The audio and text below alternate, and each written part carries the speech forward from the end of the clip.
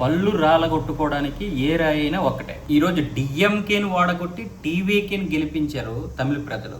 ఏం జరిగింది? వీడు కూడా సేమ్ అదే మాదిరిగా ఉన్నాడు. వాడేమొచ్చేసి సనాతన ధర్మాన్ని నాశనం చేస్తాము, నిర్మూలిస్తాము, డెంగ్యూ మలేరియా అన్నాడు. ఇప్పుడు వీడేమొచ్చేసి మాకు హిందువులంటే వ్యతిరేకం కాదు, హిందుత్వం వ్యతిరేకం అంటున్నాడు. ఇప్పుడు ఆదవ్ అర్జున, ఇప్పుడు టీవీకే కార్యదర్శి, ఈ ముండాకొడుకు ఏమంటున్నాడు?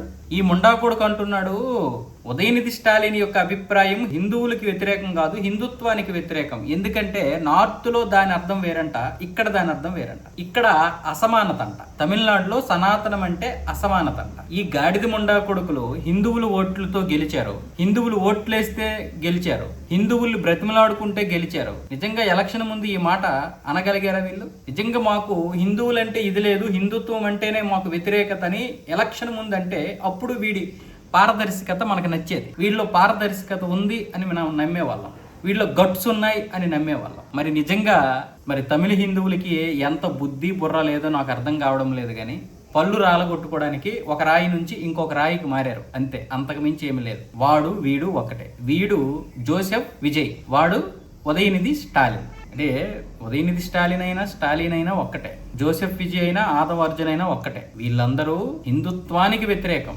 హిందువులకి కాదంట. మరి మేము ముస్లింలకి వ్యతిరేకం కాదు, ఇస్లాంకి వ్యతిరేకం అని అనగలరా? మేము క్రిస్టియన్స్కి వ్యతిరేకం కాదు, బైబిల్కి వ్యతిరేకం అని అనగలరా?